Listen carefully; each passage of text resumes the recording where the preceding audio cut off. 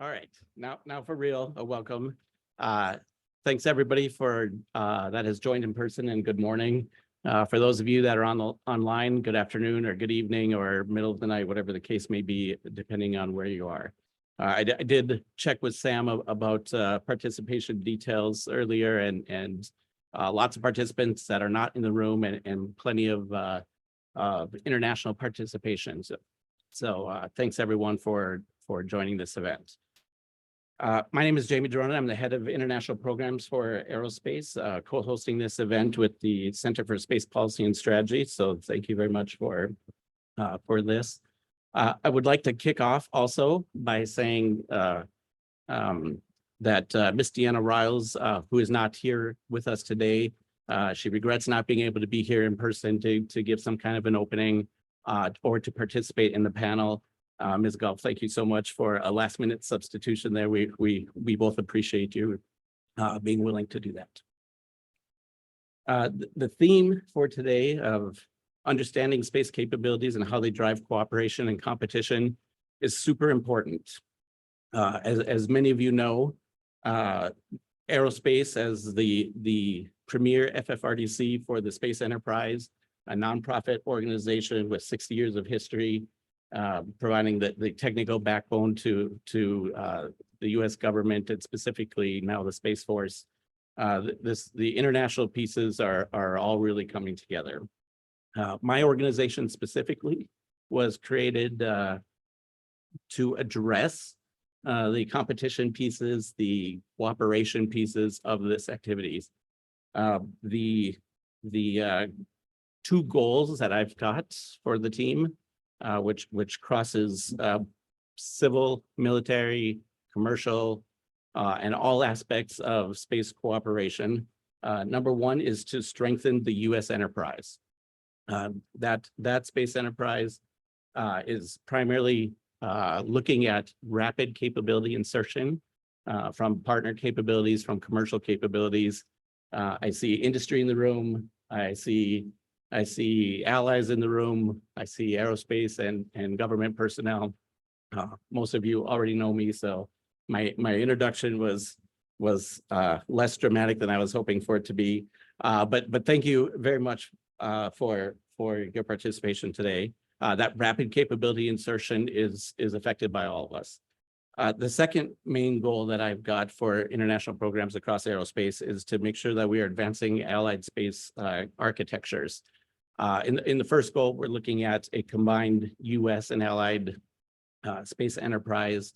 For the second goal, what we're really looking at is traditional partners, such as our Canadian partners to the north, the United Kingdom, and going into Europe, as well as in the Pacific region with Australia and New Zealand. Very easy to see the partnerships, very public-facing partnerships that you can read about. But in addition to that, and very specific for today's distinguished panel and the topics that CSPS has put together, I would also like to call out a couple of other allies of emerging space capabilities, and that being specifically Japan, South Korea, and Thailand. In each of these countries, aerospace is working closely with the U.S. government to help develop, architect, and integrate military, civil, and commercial capabilities. So very, very timely. I think a fantastic event lined up for you today, and hopefully most of you will be able to participate in, obviously the ones in the room will be able to participate in the classified session as well. With that, it is my pleasure to introduce Aerospace Vice President and the Executive Director of CSPS, whose name is remarkably similar to mine and only differs by 2 letters. Jamie Morin, please welcome to the stage.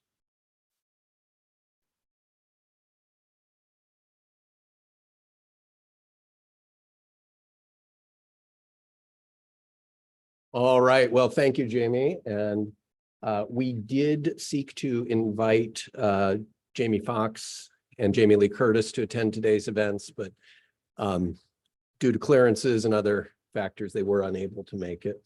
The title for today's event is Space Partnerships and Competition in the Pacific.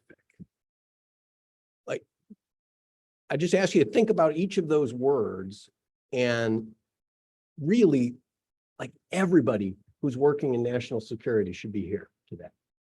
We have a good audience. It's not quite everybody who works in national security, but if you read the national security strategy, the national defense strategy, as they talk about integrated deterrence, as they talk about the centrality of the roles of partners, the centrality of the role of space technology, the centrality of managing competition through both how the U.S. postures with its partners and the technological capabilities that we field toward maintaining deterrence, toward avoiding conflict in the Pacific. This is the topic of the moment. And it's not going to just be the topic of today's moment. It is likely to be the topic of the next decade or so as we seek to preserve the peace in a pretty tumultuous period.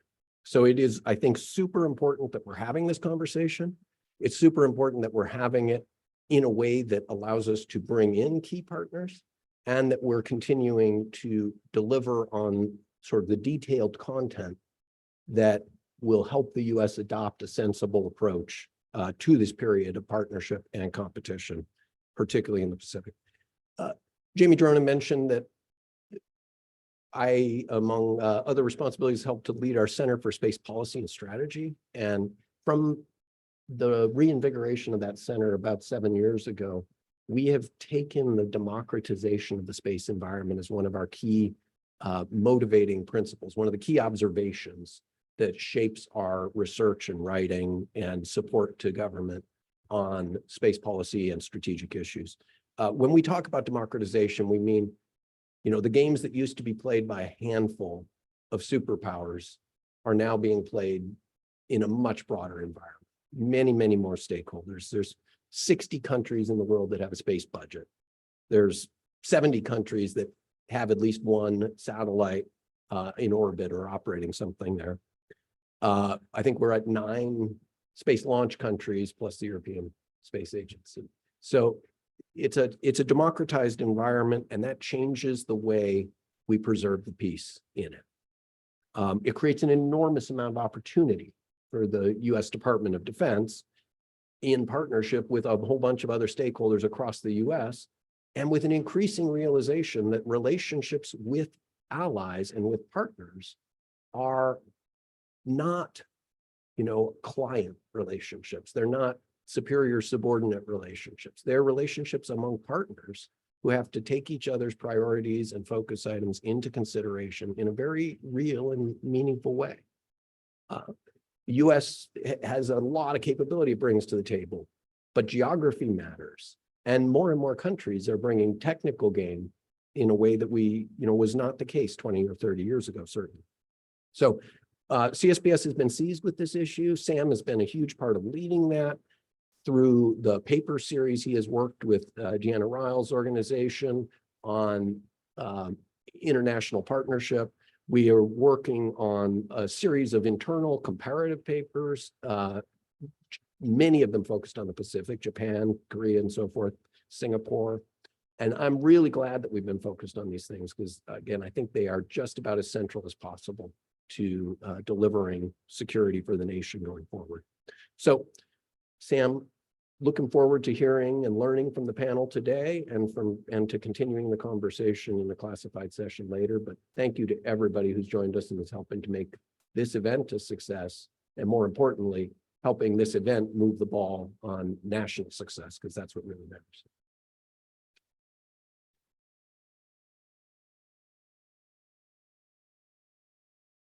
Hello, everyone, and thank you to Jamie, and thank you to Jamie.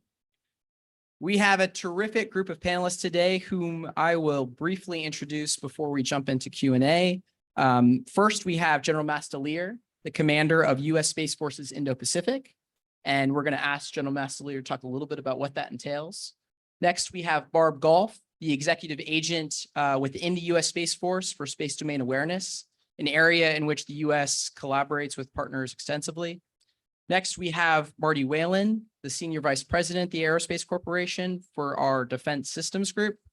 And last, we have Lincoln Hines, an assistant professor in the Sam Nunn School of International Affairs at the Georgia Institute for Technology. Lincoln, I want to start with you. You're writing a book about China's space program, so I think you could help set the stage a bit.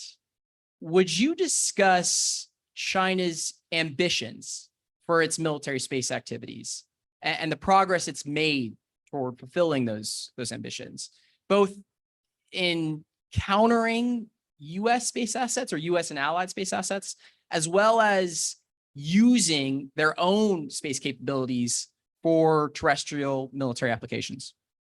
And Lincoln, before you start, I just want to let the audience know that we are going to be reserving some time for audience Q&A. So for the folks who are attending virtually, please send your questions into the Zoom chat.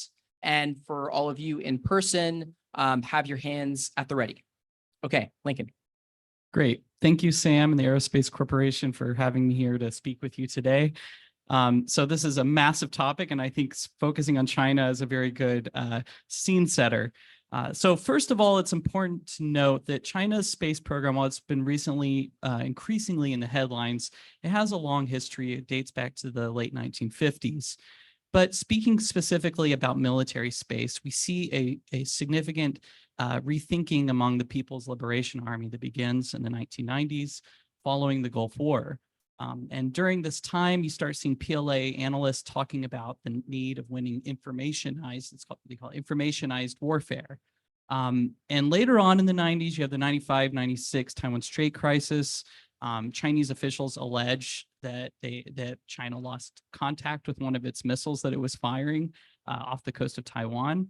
And then later in 1999, you have the accidental bombing of the Chinese embassy in Belgrade. And this leads to this huge nationalist outpouring.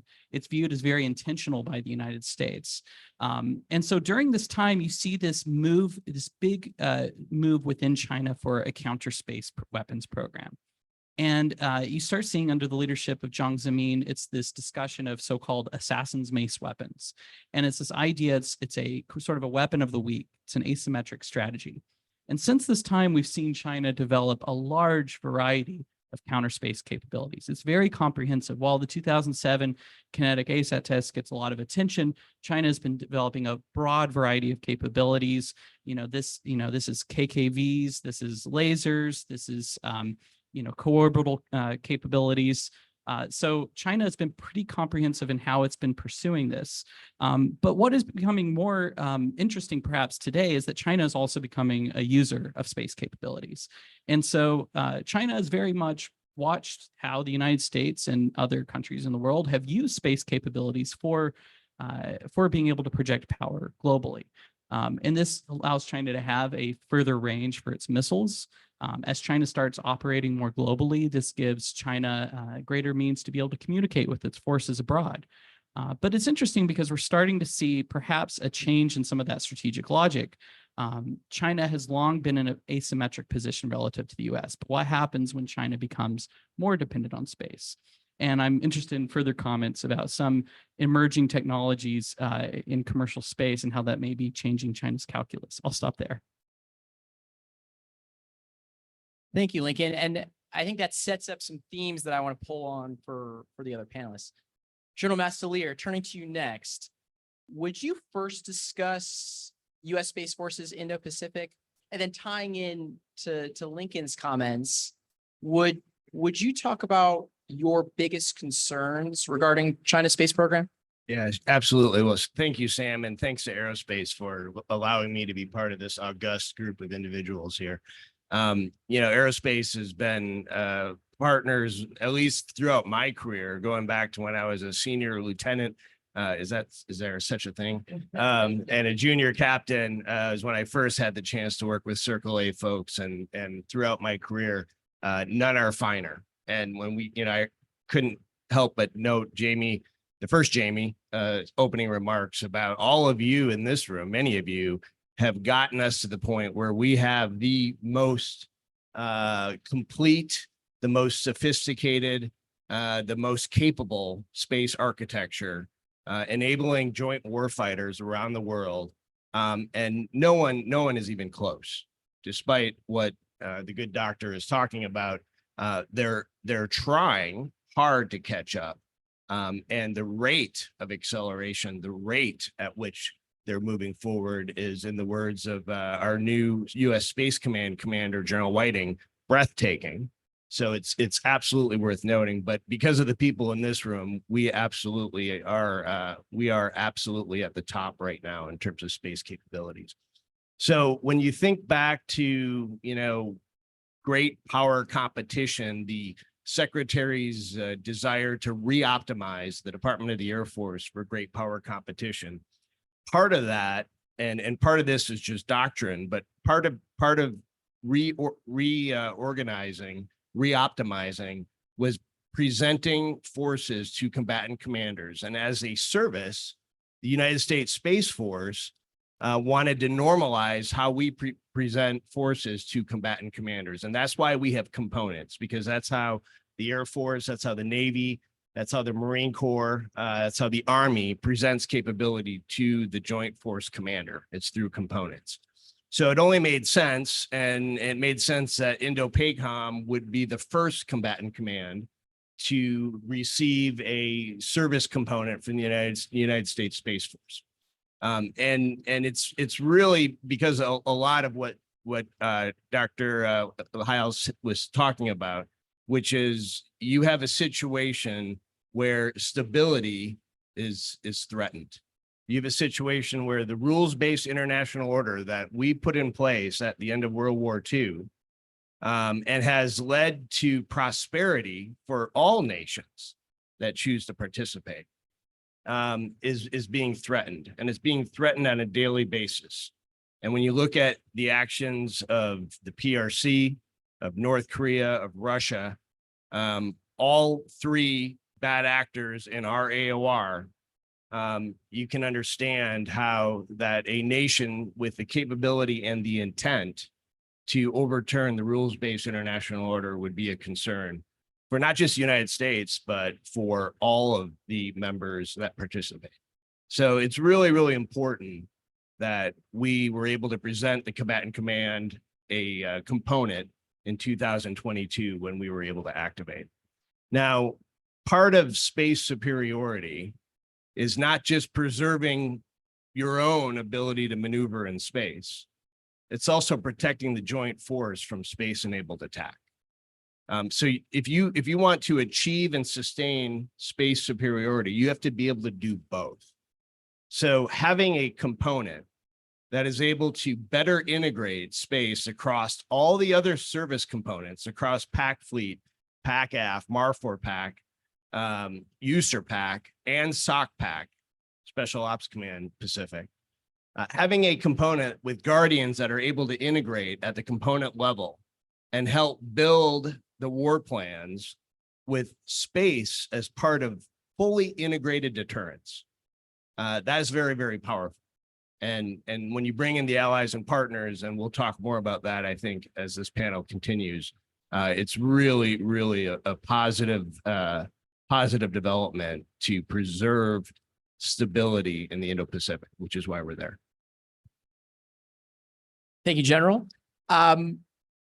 Barb, turning to you next, would you discuss your role and organization and how it ties to international partners and collaboration in the region?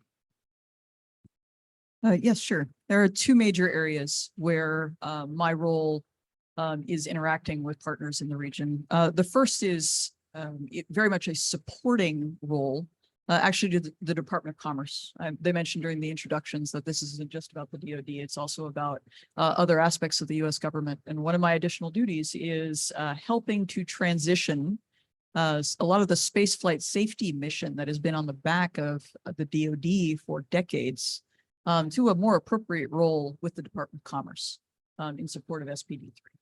And so that piece of trying to get the right data effectively and efficiently to the Department of Commerce as they do their spaceflight safety activities has been a key piece that we're part of for the past year. We are on track to get that over to them for stand-up in operations in October of this year. And so that's one major part, is not everything in space needs to be a fight. There are plenty of safety functions, risk reduction functions that we need to be focused on across the globe to preserve this environment. The other part that I'm tied to is the Joint Commercial Operations Cell, where the U.S. Space Force organizes, trains, and equips on behalf of the combatant commands, most notably U.S. Space Command, but also any other combatant command that wants to use it.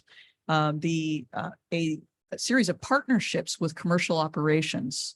We have created 3 regional command and control cells, one called JCO Americas, one called JCO Pacific, and one called JCO Meridian that now runs virtual 24-hour operations with 14 nations and growing. So that's gone extremely well. We have a pile of partners in the Pacific, but also elsewhere around the globe. We are well beyond 5I, which is where we need to be. And this has also started including civil partners like Australian Space Agency and others. So that's probably the spot where we have the most interaction with partners in the region. Thank you, Barb. Marty, turning to you next. I want to ask you a similar question that I asked to Lincoln, but instead of China, the US. You lead all of aerospace support to the Department of Defense. So you have a wide view on DoD space activity. How is the department's approach to space changing? And how is China affecting this change? Well, thanks, Sam. And I'm not nearly as educated as Lincoln, so I probably won't do nearly as good of a job as he did on his side, but I appreciate you giving me a chance. So the Department of Defense has been aware of and trying to respond to China and positioning for a while, looking at from a deterrence perspective. But it was pretty much a long, difficult slog. Some progress made, a whole lot of cussing and discussing, but just some progress made. And I think the stand-up of the U.S. Space Force has really helped energize the forward momentum. People knew what needed to get done, but couldn't quite get there. And I think they're much more successful as a separate service, getting things there. So I think the first part of that was recognize that this domain, a domain that is used for peaceful purposes, but needs to be protected, required some professional attention.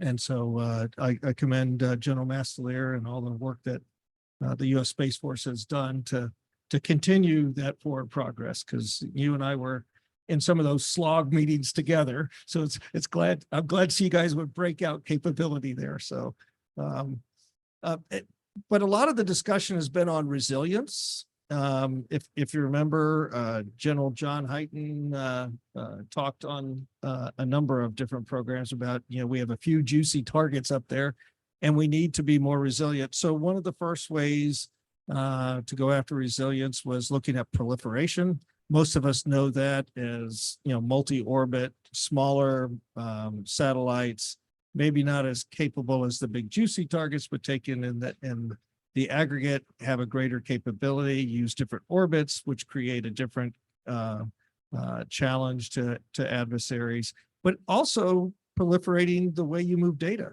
ground systems, and having multiple places to go and multiple places that can develop the data into information. And so proliferation, most of us see it as these shiny objects, and there's a whole lot of them, but proliferation is much more than that.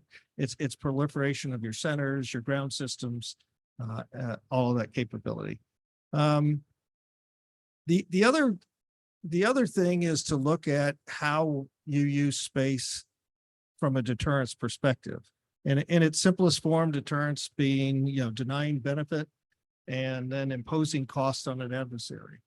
And one of the jokes that we used to use back in my U.S. Air Force days was we're really good at imposing costs, but on ourselves.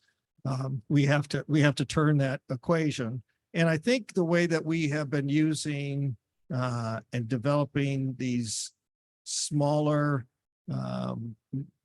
robust, but constantly improving constellations is really giving us the advantage on starting to impose costs on adversaries. The role that the DoD has really, and General Saltzman's really been focused on, though, is to make sure that, he also ups the readiness and capability game. So he's talked about things have to be fully burdened, which means I can operate them. They're not just fielded, but they're fielded with the training and the documentation, the capability, so that you can have a deterrent capability.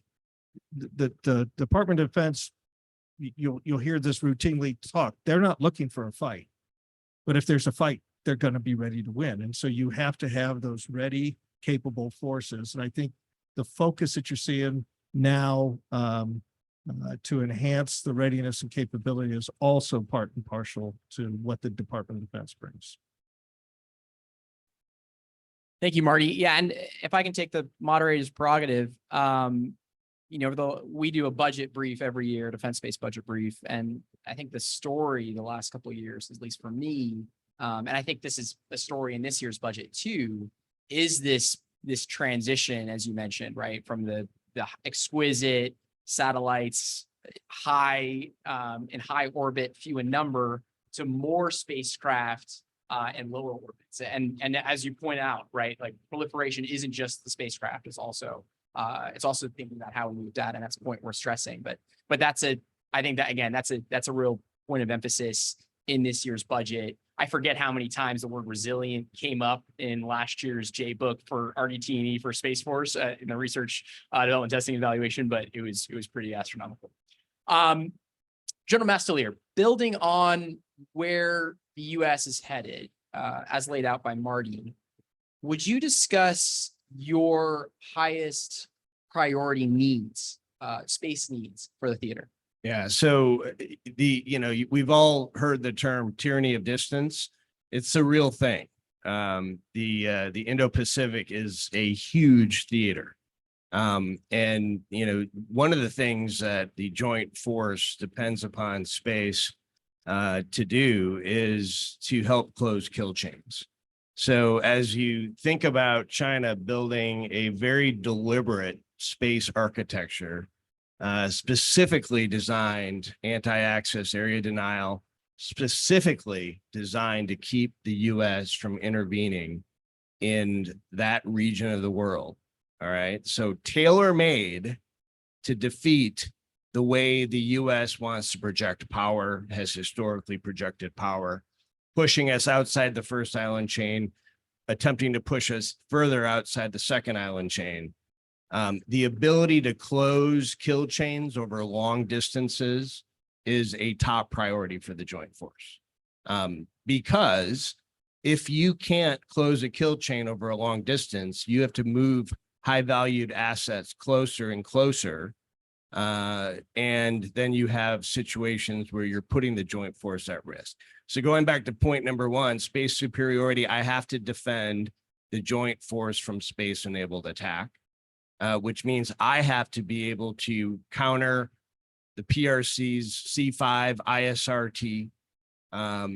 And I have to be able to ensure that the blue capabilities are available, the resilient architectures, the proliferated architectures, the differing orbits, rapid reconstitution, all of the things that go into resilience, that is available so that the joint force derives the combat effects from the U.S. space architecture and our allies. So that's kind of the mix, and you have to be able to do both if you're going to succeed. Given the tyranny of distance, it's particularly challenging in the Indo-Pacific. And we are seeing, on a daily basis, and if you listen to Xi Jinping, he's made it very clear that, unification, he says reunification, we say unification because the PRC and the CCP never had Taiwan. But reunification, in his words, by 2027. That's his direction to the PLA, to the People's Liberation Army. So we're not putting a timeline on it, but China has to a certain extent. So the urgency, the sense of urgency to be ready, to be able to close those blue kill chains, disrupt the red kill chain, that's part of why we're there. Thank you, General. Barb, in your engagements with allies, you mentioned 14 countries as part of this commercial operations cell. What do you see as their core space needs?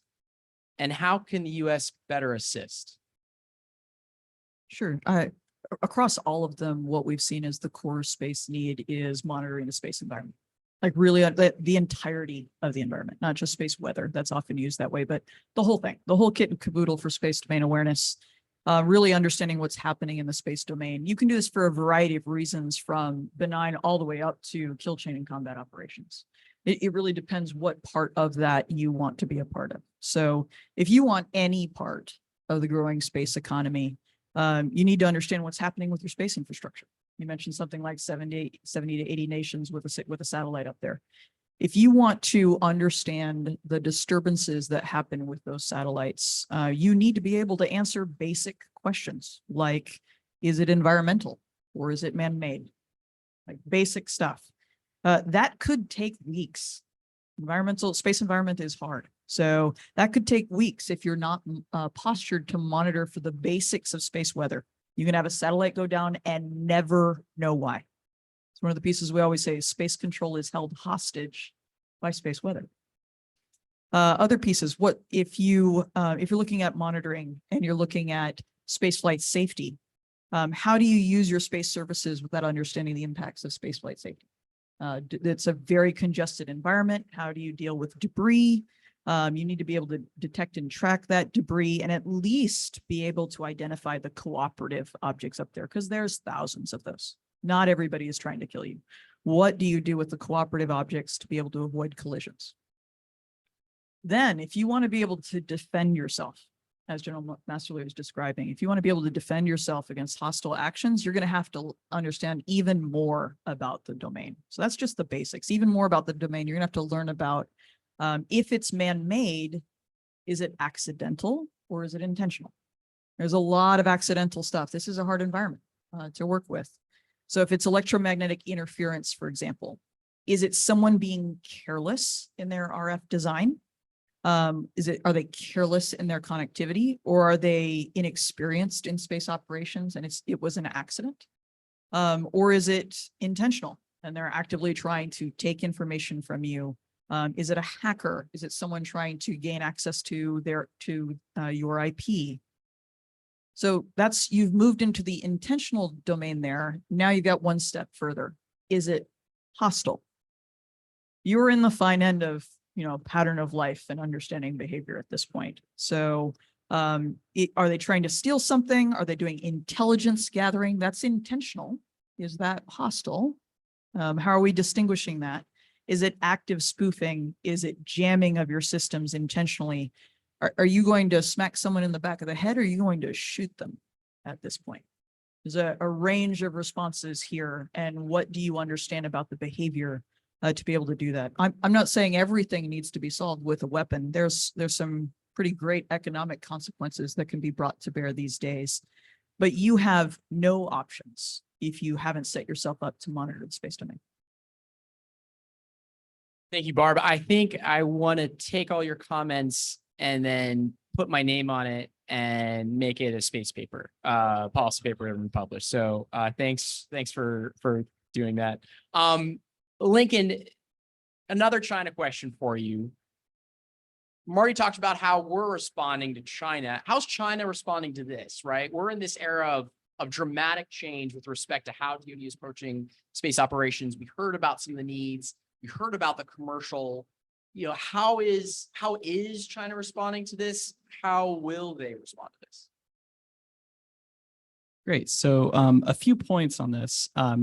First of all, it's important to note that it was around 2014, China released a policy document saying that it would allow private investment into China's commercial space sector.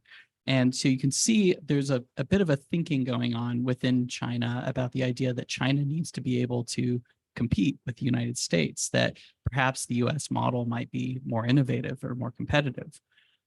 Since this time, though, China's commercial space sector is not really that commercial in the traditional sense that we would think of in the US. And, of course, it's not monolithic. There's a wide variety of different types of commercial space actors. Some are more closely tied to state-owned enterprises. Some may resemble, relying on private capital to an extent that we might think of as private in the US. But that said, China's commercial space sector is viewed by the state as largely complementary to its main operations. And China's commercial space companies, a lot of them are very pessimistic about their future and their ability to be able to compete with the state-owned enterprises within China. So in one means, China is viewing commercial space in its own right as a way to be able to boost innovation and try to catch up with the United States.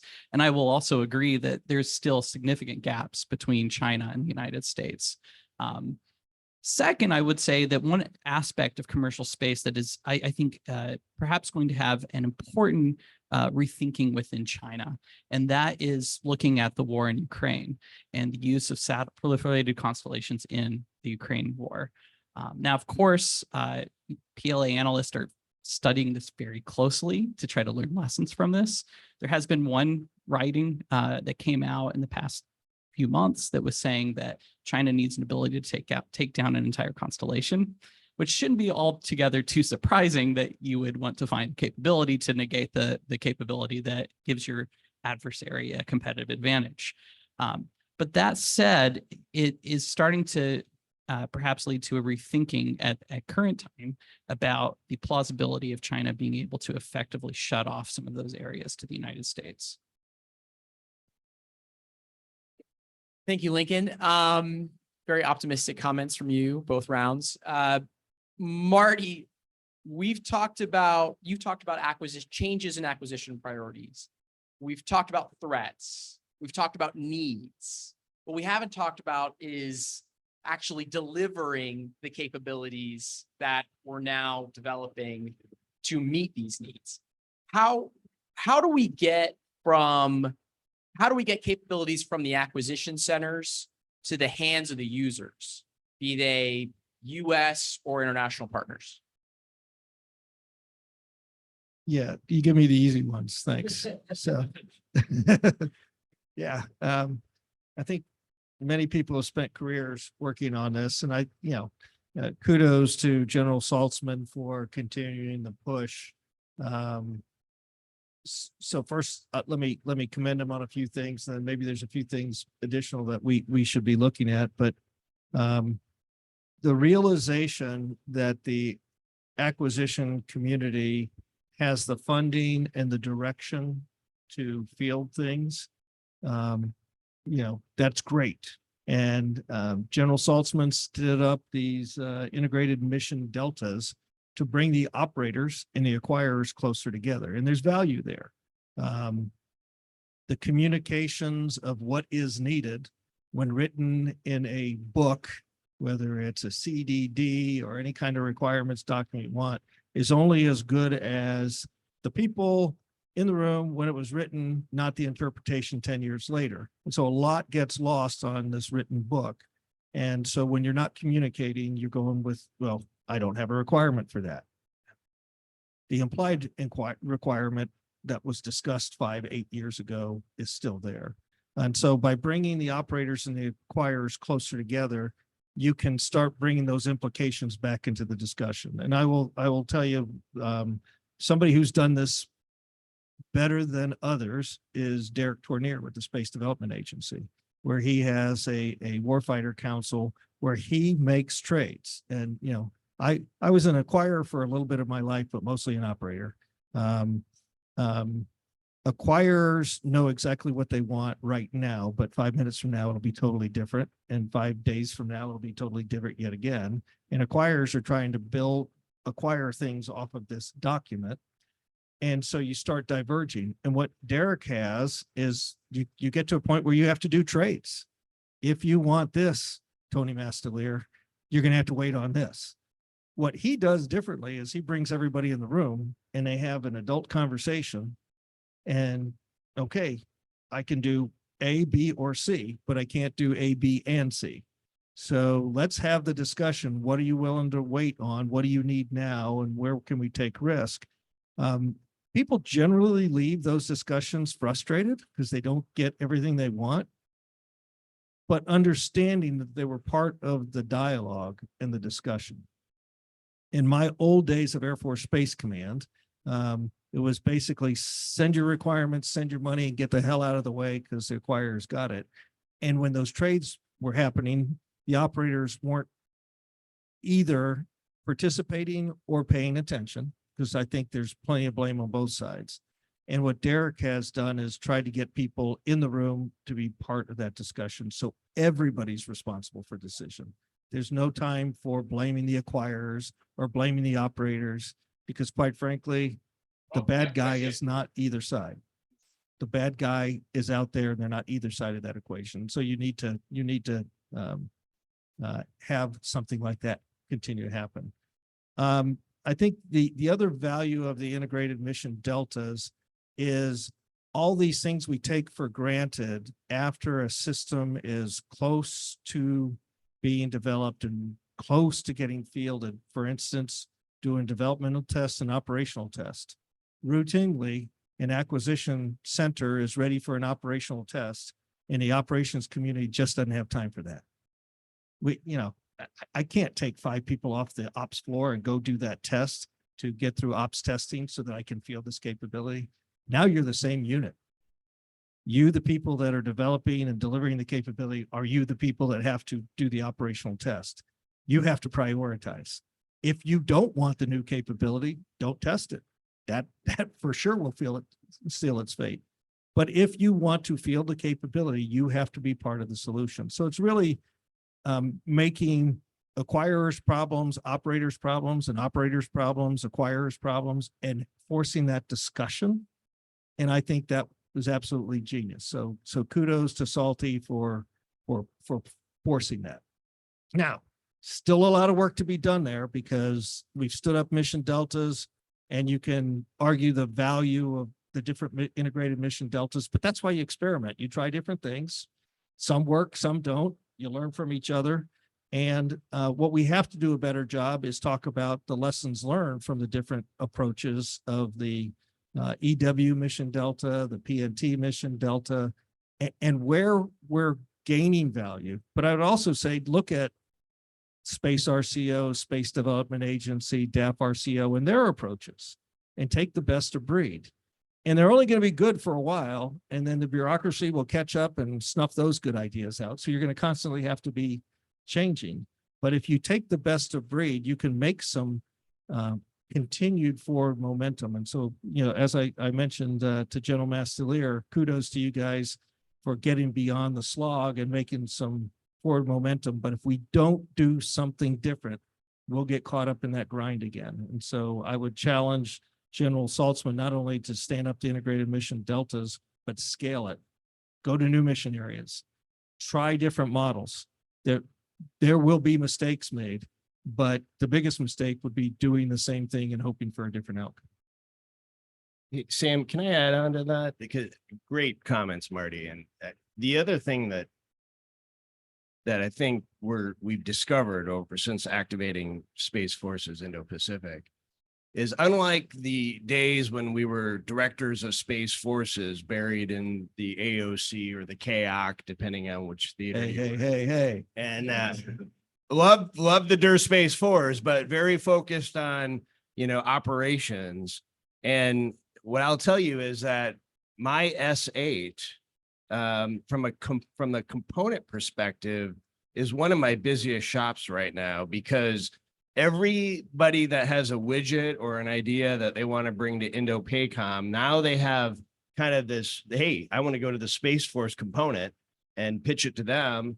And I'm going to be able to then open some doors to the rest of the combatant command when, and I'll use Derek as a great example. I invited him out and we took him to Fleet Pack, and I got him up to Camp Smith to meet with Admiral Aquilino and describe what the proliferated warfighter space architecture was going to be about, what the tranches were, when they would be available. And then, we are going to continue that. In fact, he's embedding a LNO in our component so that we can continue to work side by side with the joint force in understanding what their requirements are for maybe future tranches. So those are the kind of things that from an acquisition perspective, having, 6Xs in the theater, working side by side with the other 8s, the J8 up at Indo-Pacom and the other service 8s, has been really powerful. And it's not something we had under the DIR Space 4 construct. And it allows all of industry, all of the other government agencies, it gives them, kind of that entree point to say, okay, we are looking at this. Is this going to meet your needs, or tell us a little bit more about what your challenges are? And that's really powerful. So I think that's part of it as well. Thank you, General Mastalir. Thank you, Marty. Okay, I want to slightly pivot back to the subject of partnerships, and I want to ask each of you a question. This is an exciting time for defense-based partnerships in the region. I was in Japan a week ago, and there was so much discussion about QZSS, the Japanese navigation satellites, the next round of which will carry U.S. national security payloads. And this type of combined integrated defense-based capability has been hard to achieve in the past.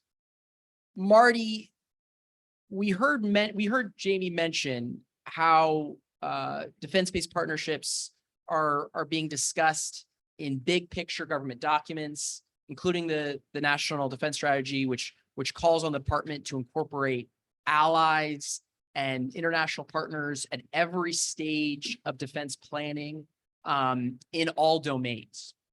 So my question for you is, why are defense-based partnerships and the inclusion of allies in defense-based planning so strategically important? Well, first you start with the realization that no matter what domain the United States finds itself either defending or fighting in, we do it in a coalition. And, we have centuries of examples working together with international partners and allies as we've dealt with issues around the world. So space as another domain should not be seen as different. Go back to the old DIR Space 4 construct. You go to a flight line and there's a whole bunch of airplanes. They all look alike, but they have different tail flashes on them and some with different nations' flags on it. And their capabilities weren't the same. Their crew training wasn't the same, but you could use the right airplane with the right trained air crew for the right mission. And they weren't always duplicative of what the U.S. did. They, in their best cases, they were something that the U.S. had not invested in and an adversary had, and they bring it in. So when you think about it from a capability standpoint, it's an important aspect. But think about it from the international partners standpoint too. They are very proud sovereign nations. And when we want to dictate the terms to them, like we're going to use this capability, that gives them nothing to grow their sovereignty, their strength, their economic capability. We need to find what they do and they do well and build off of that. So when we're looking at capabilities, and I've talked to a number of the international partners that aerospace does work with, I encourage them all to start with CubeSats because the price of entry is small. You can build up a cadre of people who understand how to develop this, play with different phenomenologies that the U.S. isn't messing with. Your universities will get stronger, your workforce will get stronger, your industry will get stronger, and you'll bring a capability that nobody else has. And when you bring it to an exercise and they want to go to the debrief and do the debrief without any international partners in there, it ain't going to work because someone's going to have to explain, how did they know that? And the international partners will be brought into the room. It starts small. We have to get comfortable with it. We haven't done it that way in space. When I first started, heck, we wouldn't even talk to the other services about what space capability was, much less another country. It's a learning curve. But if you realize that we fight in coalition, we fight with alongside our coalition partners, and they bring capabilities that we don't invest in, we don't have. That's how you become a better service. And I think, you know, Tony's examples of the different people they work out there, he sees it every day is, you got something we don't have. Come on, come join us. We need to do more of that. Our rule structure, you know, you talked about all the language. You're right. The language is very strong. Let's go do this. Our rules, maybe not so allowing. I mean, at the simplest form, look at ITAR. You know, we're going to do something with AUKUS, and that's great. As soon as we can knock down all the bureaucracy to get AUKUS to work both in the United States and with the partners. We get in our own way, and those rules were put in place for good, purposeful reasons a long time ago. And we need to go look at that and really keep close what we have to, but take a little chance, because there's some neat technologies out there that a little bit of our technology and a little bit of their technology is going to give us a real strong competitive advantage. But until we can share technologies, that's a problem. And then finally get to clearances. And I will not get on my soapbox of clearances because we only have a little bit of time left. But, you know, God bless John Plum for trying to take it on again. But we've got to do something about the clearance issues. I think the IC does a much better job, and the DoD just can't get there. But we have to take that on if we're going to actually really succeed in fighting in partnership with our allies. Thank you, Marty. A lot of issues to explore. I will have to, again, write those comments down and turn them into a policy paper. General Mastalir, from your perspective at HICM, how are we working with allies and partners on space issues, and how is this different from the past? Yeah, so, you know, being just one service component, you know, standing side by side with all the service components that in many cases understand very well how to fight as a coalition, right? In the other domains, they've been doing this for a very long time. And we in the space, you know, space community and the space component can continue to learn about how that evolved over time. We do 120 exercises every year across the Indo-Pacific, varying degrees of complexity, some bilateral, more and more moving to multilateral. You know, some big ones, of course, are Pacific Sentry and Keen Edge, which we just came out of earlier this year. We exercise with Korea, with Freedom Shield, which just wrapped up last week. The week prior, we were doing Cobra Gold in Thailand, where for the very first time we had a space center bringing in 17 different nations with their space representatives. And in many cases, some of these countries are just getting started, right? And we were all there at one point. And you think back to the Corona days, and how many rockets did we blow up trying to get Corona into orbit? But some of these nations, you know, like Marty said, you start with CubeSats. I even step back one step before that. I say, well, have you looked at commercial space, right? Because we've kind of changed the definition of a spacefaring nation because of commercial capabilities. We have to be careful when we talk about spacefaring nations. Anybody can be a spacefaring nation, depending on how you want to loosely define it, because of all the commercial capability out there. So we start to talk about commercial capacity. I'll kick them over to Barb. In fact, the real scenario, just a couple of weeks ago, somebody reached out to me about some space domain capabilities in the commercial sector, and I introduced, like, you need to meet my good friend Barb Golf, because she will tell you all about that. And that was a great handoff, you know, with a treaty ally, right? We have 5 treaty allies in the Indo-Pacific region. So when they ask me for help, I respond, and I'll get them to the right person, whether it's U.S. Space Force or U.S. Space Command. So sometimes it's commercial, sometimes it's, hey, what kind of capabilities do you want? And commercial also gives them the benefit of kind of developing, how are you going to integrate this into war fighting? Because you can talk about, all right, I need an industry to build and launch and then maintain C2, a satellite. But again, to do what, right? We don't have a space architecture because it's cool, because it gives us, WASTA.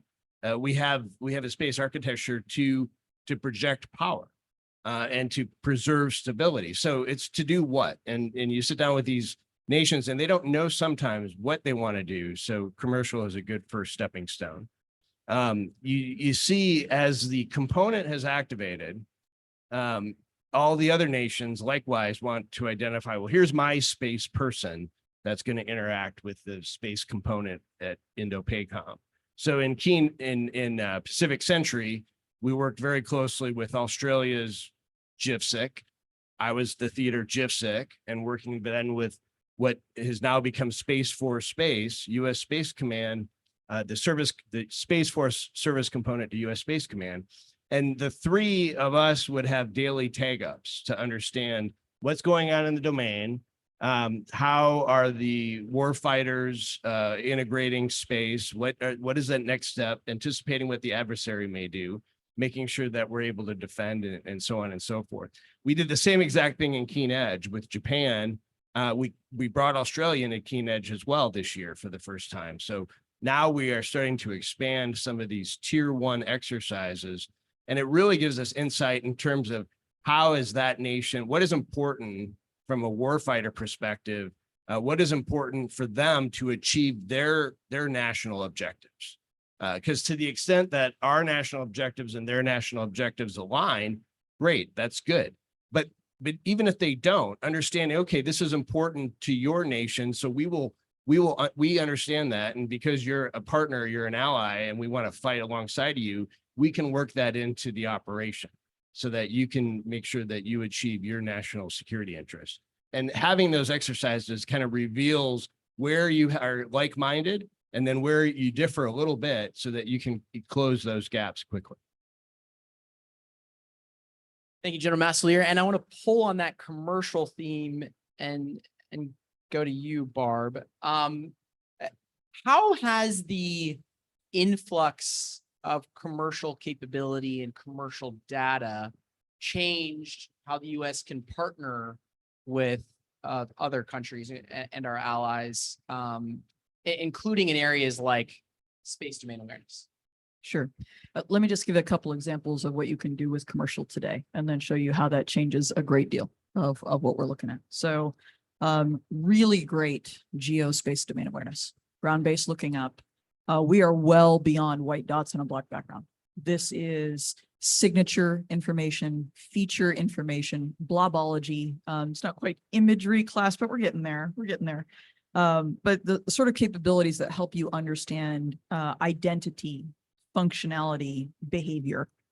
As you look at LEO, you go down, you have a lot of water to compensate for, but LEO to LEO capabilities, proliferated LEO capabilities, there's just, this is really hard to do from ground sensors, but they're making great progress. So DARPA Space Watch, teams like North Star and SpaceX with hosted payloads, they are working around all that water for LEO capabilities.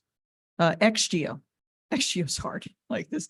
That's really far out. Our 19th Space Defense Squadron is doing a great job looking at how to even just parameterize that problem. And they've been leaning into commercial XGEO, passive RF, those sorts of capabilities, starting with how do we do this cooperatively? And then how will we start to deal with uncooperative and non-cooperative activities out there? Also pieces like signals information. This is not SIGINT, it's more like MASINT, but it's all commercial. It's all commercial. And starting to use this sort of information for directionality and identity, different fingerprint in the signal spectrum. This is also expanded into things like PNT electromagnetic interference. There's a lot of GPS receivers on orbit now. And based on those GPS receivers, you can start to find GPS jammers pretty easily. That was an example of serendipitous practice. We didn't have clear requirements for this. Folks walked in the door and said, hey, when you have proliferated LEO constellations, you can do some pretty wild stuff.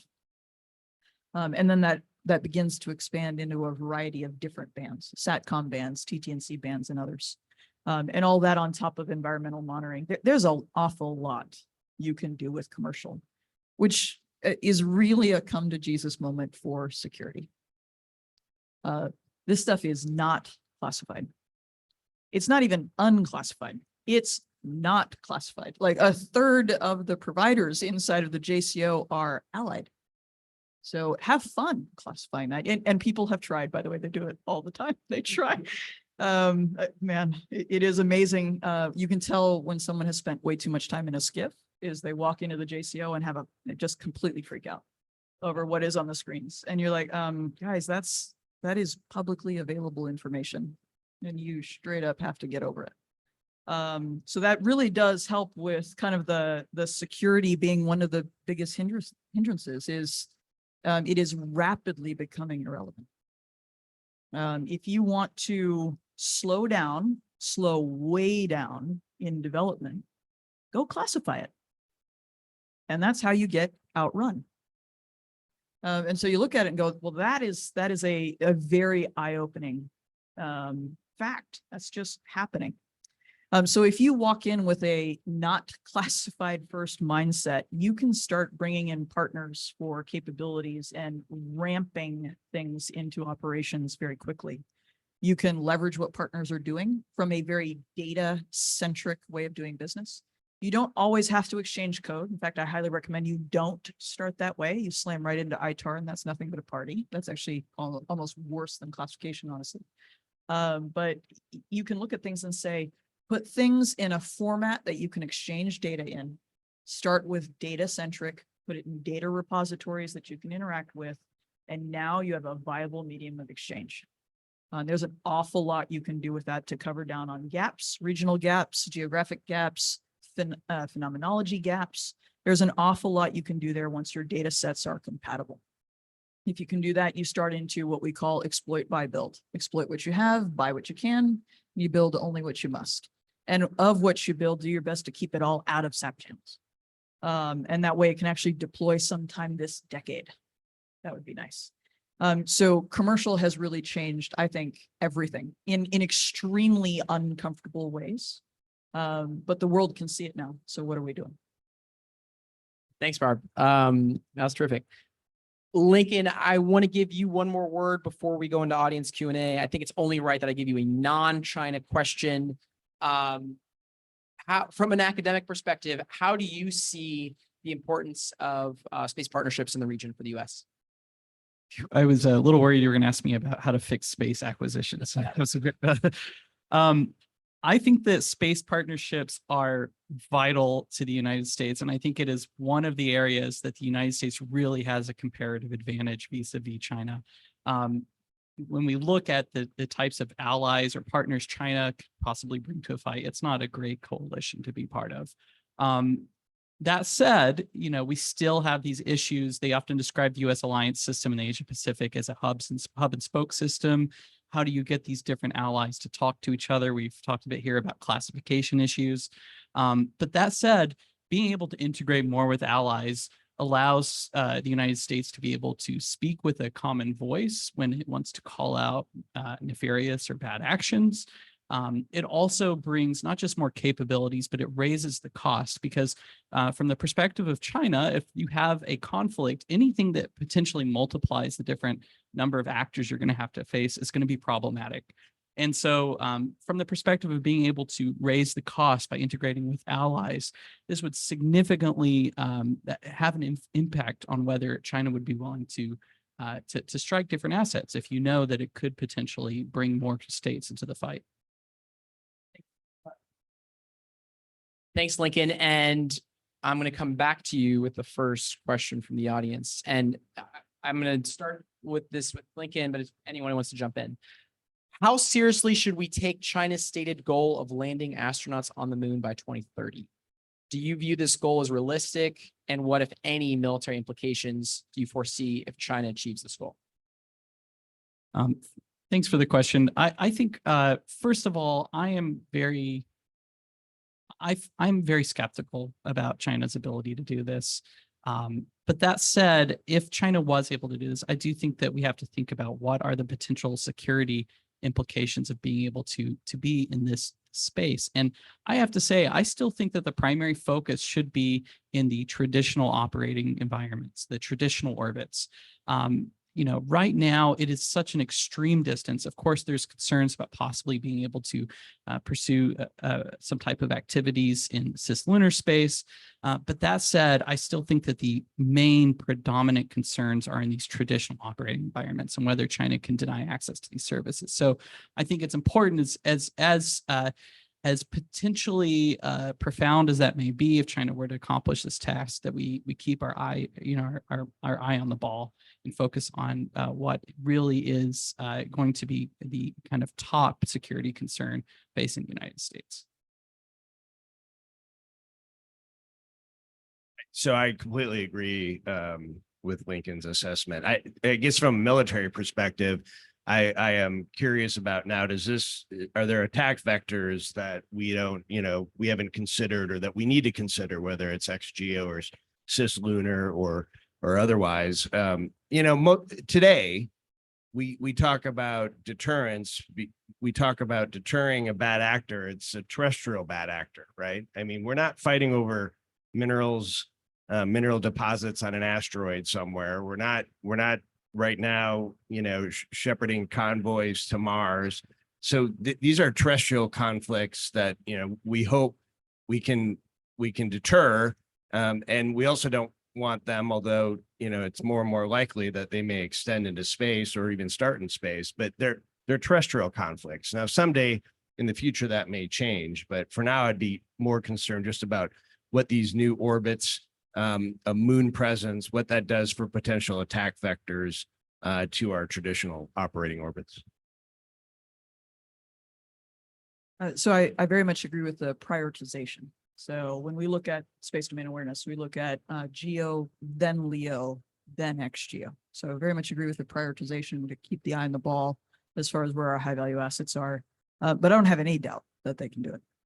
So we've been watching, Chang'e 5, Chuqiao, and the other satellite systems. I don't have any doubt that they'll achieve their lunar objectives. My question is whether or not those objectives are actually valued. Thank you. Okay, I'm going to ask one more question, and this is going to be for each of you. And so in your response, I also want you to add any issue that came up today or on this subject that you want to leave with the audience, right? Anything we want to highlight as we leave in 1 to 2 minutes. So the question, which I think sets this up well, is will the inclusion of allies extend to the promotion of greater collaboration between American partners? Should the objective be to maximize the types of services that allies can offer, or to standardize capabilities across our network of international relationship? I think this kind of ties into some of the points, Marty, that you were making within the U.S., how we're changing within the U.S. Space Force, how we're going about this, and then thinking about that with allies. And you can also ignore this question and just focus on the one issue that you want to leave the audience with. Lincoln, I'm going to start with you. All right, so on reforming space acquisitions now, the one issue that I'm going to skip and go to the kind of getting on my soapbox. I think that the important issue that I want to focus on is how these new capabilities are starting to change the calculation of how security is done in the space domain. And we've often talked about in the space world about the challenges of deterrence, especially for a country like the United States, which depends more on space than other actors. And we forget that deterrence by denial aspect. And so thinking about these new capabilities, being able to integrate with allies, to be able to use commercial capabilities, significantly raises the cost and makes it a lot more difficult to take out these capabilities for the United States. So this, I think, can have a potentially profound impact on the ability to potentially deter future attacks. That said, I don't think this is the end of the story. We're just at the beginning, and even looking at some of Russia's recent actions, it could potentially also incentivize pursuing less discriminate types of attacks on these assets. Marty. So for different reasons, I kind of came to the same conclusion that from the standpoint of that the value that we can grow the most from is really from the commercial value, both domestically, United States, but I think really internationally. And it's my standpoint was more from the economic viewpoint. Democracy's power comes from their strong economy. And we have a strong military in the United States because we have a strong economy. There's other nations who don't have as strong of economy and their military might isn't the same. So if you look at your investment and the growth potential of space economy, which then becomes the commercial world in space, is just huge. And so we need to find a way to embrace that and not talk about all the reasons we can't do that, which will only inspire additional growth and innovation and solving problems that we can't even imagine today could be solved. And if you take that on and go, it's an economics problem. You know, go back to when some guy sailed some boats from Spain out west, it was an economics issue. And if you look at most conflicts, it really becomes over economics.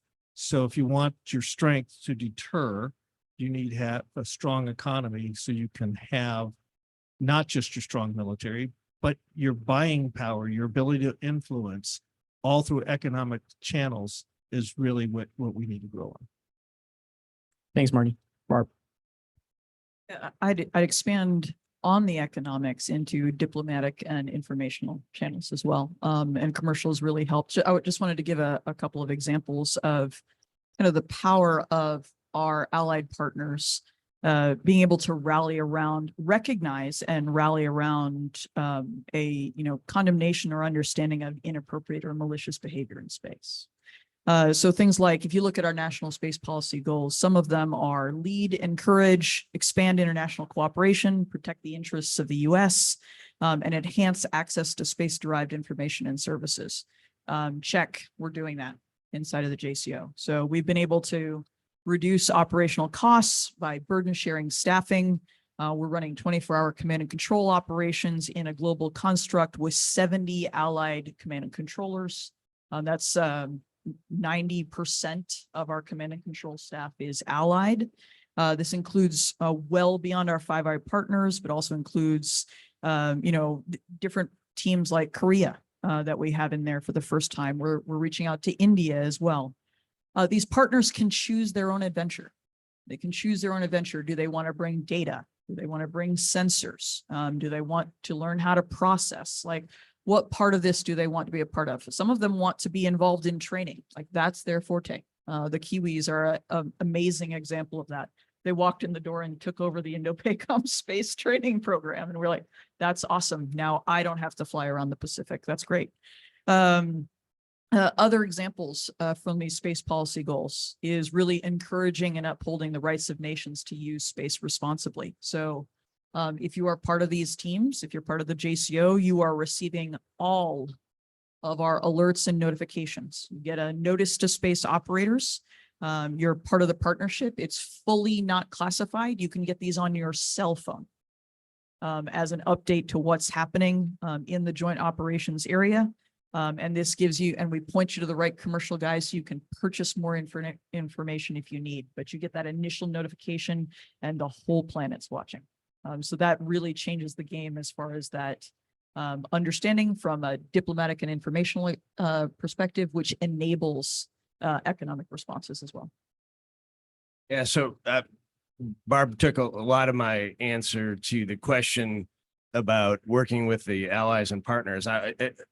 Rather than echo everything she said, I think the first question when you're meeting with, an ally or a partner is what do you think you want to bring, right? And then listen, Japan, for example, great interest in space domain awareness, right? Really solid space domain awareness partner.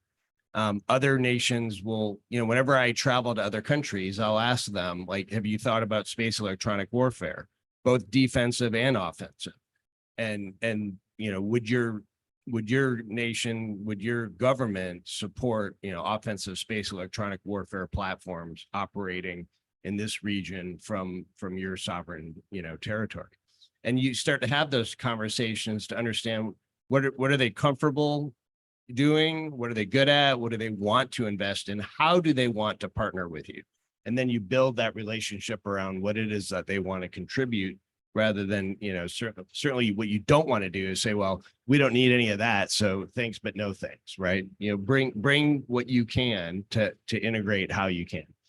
I'd say the one takeaway that I'd leave everyone with is that as we think about the space domain and all of the, and Marty and I grew up with Air Force Space Command and serving NBARB and, serving as kind of doing the Schreiber War Game series and doing our own little exercises and our own little vacuum of space experts, pun intended. And now, as you step into components that are bringing that into the joint force, where they have largely operated for years, like, yeah, there's space stuff up there.